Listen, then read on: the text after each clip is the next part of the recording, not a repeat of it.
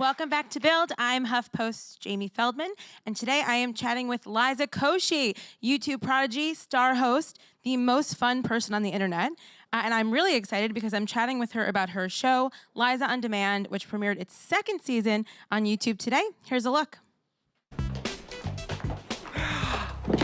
I have nothing left in my top 2 dresser drawers. Nothing. My closet is literally empty. If we lived in Manhattan, I could rent it as a 2-bedroom. Oh. Well, this is just the first wave. I have so much more to go through and weed out before I'm truly minimized. Are we going on a trip? Oh my God, is it Disney World? Please tell me it's Disney World. We're not taking you to Disney World. Okay, maybe for Christmas. Mm-hmm. We're minimizing. You know, like from the book, minimizing, find the bliss with less. It's also a hit TV show on that streaming network we log into illegally. Oh, come on, you two? Literally every job I've had for the past 2 weeks has been minimizing for someone. I just go in there and toss out random stuff. I mean, how the hell am I supposed to know what brings somebody else bliss? Liza, you're looking at this all wrong. Minimizing is great. Holding on to objects from your past only stops you from moving forward. Unless, I suppose, you're one of those people who likes to hold on to their emotional baggage. Who am I to judge? I cling to nothing. I'm like a divorced dad on Tinder. Everyone, please give a warm welcome to Liza Koshy. Hey, how y'all doing? Hey, y'all. I joked backstage that the one and only question I was going to ask you is if you would be my best friend. So, Oh, and it's happening already. Yeah. I told her I'm real easy. It happens real fast. So we are best friends. We're there. We're vibing. know. We're vibing. I got a bracelet for you later. First of all, congratulations on season 2. you. So Thank exciting. And more importantly, congratulations on becoming elite status. I became elite status. So exciting. So what can you tell us a little bit about season 2? Well, after Liza got verified on Tasket and on Venmo, yes, she's Venmo famous. She basically is moving on and becoming more independent and more empowered on her own, and she's going out and exploring life. So this season, she kind of steps into her power in terms of like going on dates and helping her best friends, and the dynamic between, I was about to call her Kimiko because we're friends in real life, but the dynamic between Harlow and Oliver is, you get to see that even more. Yeah, I was going to say the connection that you seem to have on the show and in real life is so palpable. I'll tell you why. Energy. Please tell me why. Girl, because I invited them over for dinner. And then they never left, all right? They moved in. So literally Travis and Kimiko were living with me throughout the course of us filming. No way. Yes. Last I season ain't get too? a rent check either. You need to be putting that on your Venmo, your verified There you Venmo. go. Hello. There you go. They got to Venmo me. But no, it was amazing. And I think it contributed to the chemistry that you get to see on screen and the magic that we made behind the scenes too. And what we do off camera, you know, and on camera is pretty exciting. So it's cool. We got to come home at the end of the day and, you know, continue running lines and having fun, eating dinner with each other, and then wake up, go to work, and do it again the next day. I love that. I love that. And then, so part of your job this year was not only starring, but also directing. Yeah. Which, let's give it up. That's so exciting. Thank Tell you. me Thank you. a little bit about what that experience was like. Yeah, man, that's crazy. It's wild. One, it's an honor to be in the DGA. We need some more female directors. Yes. Which is super excited. What's that? Yeah, absolutely. Yes. Some ethnically ambiguous female directors. So I'm excited. I'm in the same club as Steven Spielberg. So Yeah. I'm I'm definitely not in any clubs with him. So. but it was wild. It was really cool directing this season. It's weird though, like being in a scene and having to give a performance and then analyze what my best friends are doing. Yeah, and then give my yourself. friends feedback. And Yeah. also, what is it like directing yourself? That must be a trip. It was interesting, and I will say I'm gonna give you a little sneak peek because I want you guys to watch this season. It's free. You have no excuse. It's free on YouTube. Come on, come on. And it's great. And it's thank you. Oh, positive adjectives. Best friend check. Yes, you are in. But no, it was a funky episode that I got to direct because it was the rom-com episode. So I got a little love interest in there. Oh, snap. But yeah, I directed my kiss on screen. What? The tea, girls, hot. That is tea. So I literally had to be like, okay, I'll turn right, you turn left, and action. So it was pretty wild. But I love that. You know, not speaking about being wild, but you know, you have spoke about being nude in the first episode. I know that's not a spoiler because I saw it on the internet, right? Okay, in the first episode of season 2, there's some nudity. Naked. And I love that you talk about leading with confidence and kind of making this decision. And I know you have a lot of young fans, and I'm wondering what words of advice you would give them about confidence and finding self-love and having self-esteem. Well, I mean, Liza On Demand, it's I'm gonna speak highly of it because I love this. But Liza On Demand is cool because you get a little social commentary and you kind of learn like a moral lesson of sorts at the end of every episode, kind of Danny Tanner style, except it's from me. Oh my God, And there's such a good reference. we couldn't afford Michelle. But yeah, so basically you kind of learn what, Liza, or life lesson that Liza kind of wants to teach you throughout the episode at the very end, and you get to see her mess up and then kind of go back and like realize and fix and love and learn herself even more. So, I mean, it was exciting for me to become comfortable in my own skin. I literally was naked running down the streets of downtown LA. Girl, there are airborne sicknesses and I ain't getting none. I got tested. We good. Yes. Most importantly. Most importantly. But it's cool for me because at the very end of the episode, when Liza kind of wraps it up and gives that lesson, it was everything that I wanted to hear when I was 14. And I was uncomfortable in the locker room changing, and I was uncomfortable on a beach in a bikini, and I didn't feel all right in my own skin just yet. And I didn't, honestly. The first day of filming, when I got completely naked on set, I was unsure. I was very aware and very naked. And I just had 3 Band-Aids on, pretty much, y'all. 1, 2, and trace. Yeah, I covered up my hoo-haws. I would need enough. pretty bigger Band-Aids, I think. Personally. Oh, hey, man. But I straight up, like, the towel was ripped off of me. I went and ran during the scene, and it was the most freeing feeling to just be so accepting of my body. And when I wasn't before, when I was young and scared and thought, no, this needs to look this way or this needs to look that way. And I was like, you know what? I run and everything shakes and that's fine. Hell yeah. I love that. Let's and it. And I'm glad. I hope that it just like encourages any young girls to feel comfortable in their own skin and feel good on a beach or at a pool or wherever, and can wear absolutely anything and love themselves in whatever they're wearing that day. I love that. I think, Even that if it's speaks nothing at all. to exactly. I think that speaks to the connection that you do have with your followers and your fans and your millions of followers, which is a trip, I'm sure. So what is it, you started out on this platform that no longer exists, unfortunately, and now, you've kind of adapted and grown as social media has grown. So what do you think is the state of being an influencer today? Wait, what no longer exists? Oh, Vine. she whispered it like it's gonna hear. Girl, Vine died. Yeah, rest in peace. I know. It's gonna hear you. Pour one out. Yeah. So every time, because I loved Vine, man. Me too. It was wonderful, and it gave. I loved you. I loved you back. Hey, I take that Revine page. Or what was it? Revine's in like the popular page. Yeah, exactly. Strive. But no, I mean, I miss it, and it gave a platform to so many amazing people who are still using, different platforms today and still telling their stories. So I'm proud of like who it raised, and it raised me. So I never forget where I came from. Exactly. And YouTube too. I mean, gave me the ability to like have fun and be brave in my own living room, so that I could be brave on the streets of LA. Run around naked. Yeah. So I mean, I'm so grateful for like being able to like experiment, but I'm also ADD and grateful. What was the question again? So the question the question was, what do you think the state of being an influencer is today, and where do you think it's going? I just added that part, so you didn't forget it. I just added it. Okay, I was gonna get there eventually. Storytelling. I think that's what influencer means today, and like that term is still used, and I'm still like a little confused, like who labels himself as an influencer and who doesn't, because I think we're all influencers, and that's not to be like, yes, we all are, come on, we're all human beings, influencers. But like, I mean, like genuinely, we sorry, I hate when people say genuinely. It doesn't sound genuine at all. But we'll cut that. We'll cut that. Yeah, cut that out. But influencers, we all are influencers. Like what you're eating on a day-to-day basis, what you're ordering, like you're influencing what the world looks like. Your vote matters. Just a quick sidebar. Yeah. Your vote matters. When we all vote, we all heard. And I mean, I constantly say that because like I had this quote last year that like, what was it? It was like, voting is easier than marching, and in no way does that demean marching in any way, because marching has progressed us in such an amazing way as a society, right? But I mean that once you vote, you don't have to keep tweeting as much. I'm just saying, tweeting and screaming and yelling to be heard. Yeah. And there's less walking. It's less sweaty, less deodorant.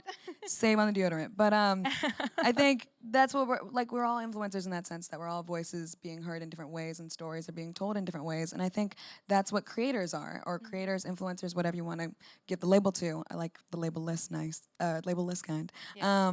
But I think it's really anybody who's willing to tell a story, and we're all just grateful to be heard in some way or relate in some way. So yeah. Absolutely. And I think that the way that you storytell and the way that you are on the internet and your show and, hosting and all of these things that people are watching you and following you on is so on. And I said it before, like, I want to be your best friend. You're the most fun person on the internet. So I want to hear about, like, is that really you all the time? And when you're not having a totally on day, what are some things that you do to get back there? Girl, I straight up went through the hashtag build series and found that question and was like, oh, I'm gonna tell y'all the truth. I do turn off. I do chill and I do relax. But I'm also very much so myself in whatever form I arrive in at that moment.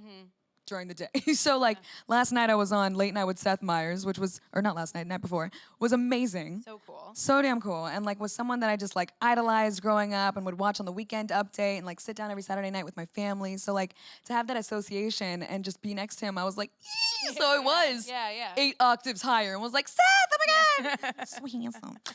But yeah, right? It was like fun to witness in person. But yeah, so I mean, if I'm excited, I'm excited. I'm not gonna hold back. That's who I am in that moment. And if I am 8 octaves higher, so be it. That's fine.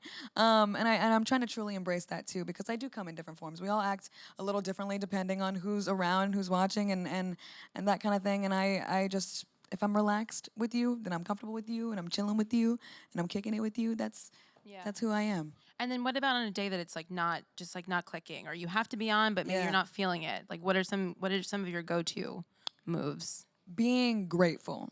And this just sounds corny, but it's the truth. Because you can't, when you're experiencing gratitude, it's like a fact or something. I don't know, like if Bill Nye said this, I don't know, some kind of scientific fact that's studied. If when you're feeling grateful, you can't feel any other feeling. So when you're feeling thankful for everything that you do have, you're reminding yourself like what you do have instead of, thinking the grass is greener on the other side. And what you have to do. Yeah, what you have to do, what people expect you to do, or the definition that people have given you, or breaking outside of the box and expectations that people have of you. So, yeah.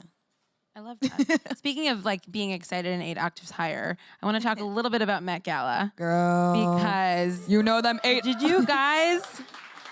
I think that and I'm not going to name names or shows that were just on a couple days ago, but I think every red carpet could learn a thing or two from your method and your interview style, because it's infectious and wonderful. Tell me a little bit about what that was like. I mean, I've done like sidebar red carpet interviews for Met Gala, and it's chaos. So wow, man. Was it as nerve-wracking for you as it looks on TV? Yes and no. So 2018, when I did it for the very first time, I will say I was destroying my pants. And by pants, I mean, like not my pants, I was not wearing a skirt, barely was wearing clothes in 2018. Like my cheeks were fully out. Just for clarification, Anna Wintour told me to wear those, so she gave what she wanted to see, you know? Yeah, exactly. But, and called you cute. She so called me cute. Let's not even go there. That's the highest compliment. Man, I'm cute. Anna Wintour. But yeah, I think it was cool because she also dressed me this year as well as Beaumont, which is wild to me. But it was a cool experience because I got to come back, and I was so nervous. 2018, I stayed in that 8 octaves higher range that whole time because I was so nervous to meet everybody, especially Rihanna. I need to hear a little bit more about that. Yeah, she was really wearing fancy body lava. Like I called her out and was like, "Is that body lava?" And she was like, "Yes, girl." And then she saw me and I saw her.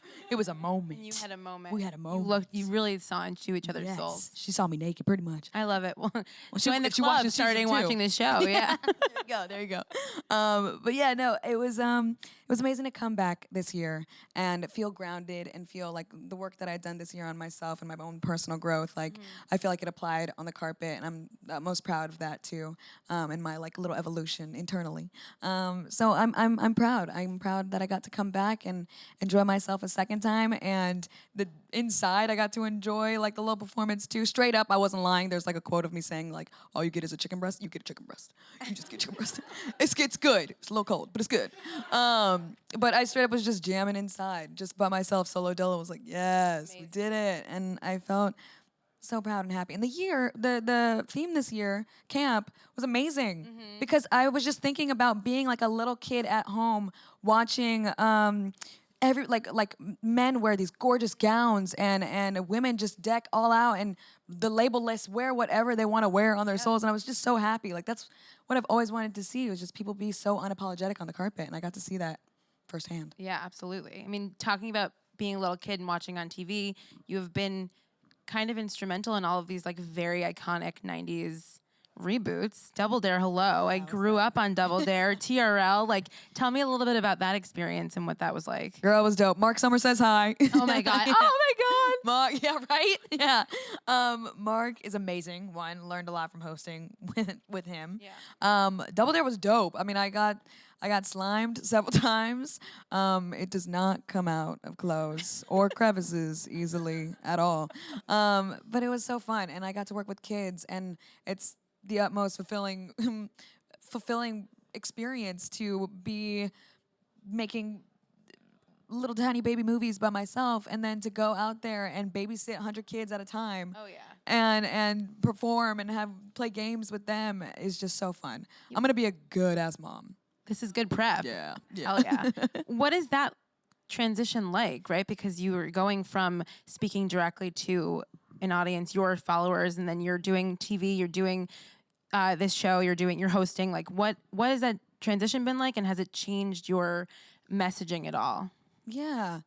I mean, I think transition-wise, it's been amazing because I was in my living room, as I say over and over again, just speaking to myself, creating characters by myself, performing to a white wall and pretending that it was me in a bowl cut, and doing this thing that I didn't realize was this thing until I stepped into a studio and was doing this thing called acting. Right.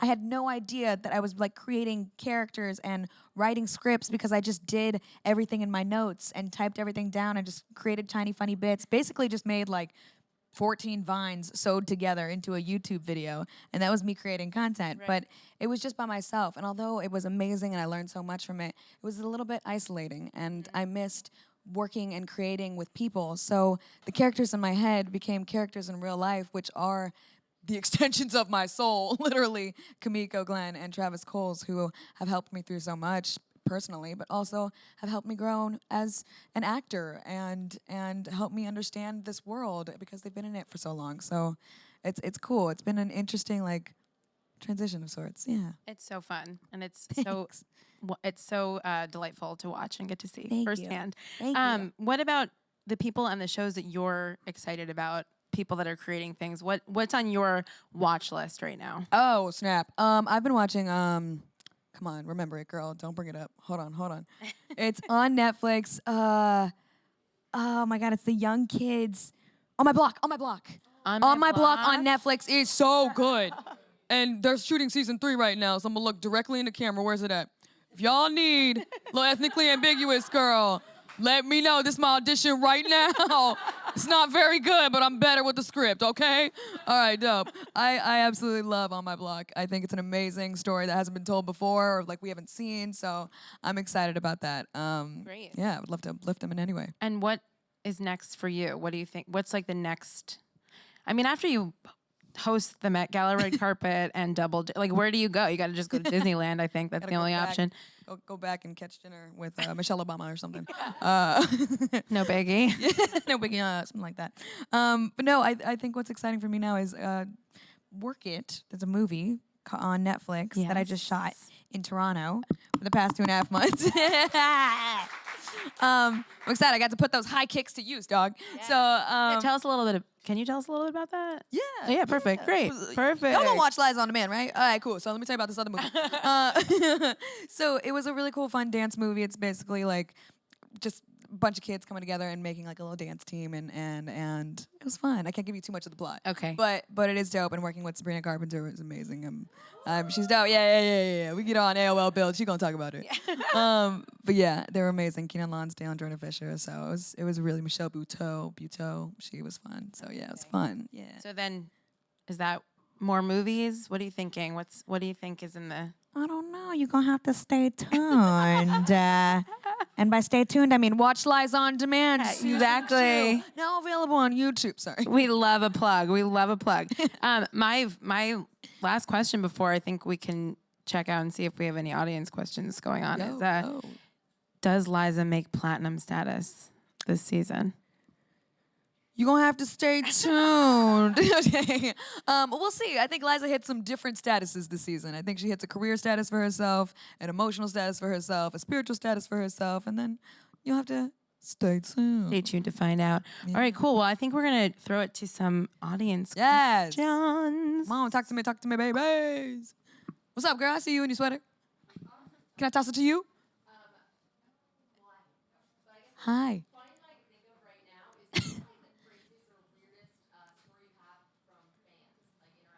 Oh, Lord. Wait, what's your name real quick? Jillian. Thank you for asking, And Jillian. the question is the funniest interaction or story you've had with fans. Funniest. I will say this is interesting. This is an interesting one. I don't encourage it, but I did have a girl meet me, and she was so sweet, but she did cop a feel at the very end.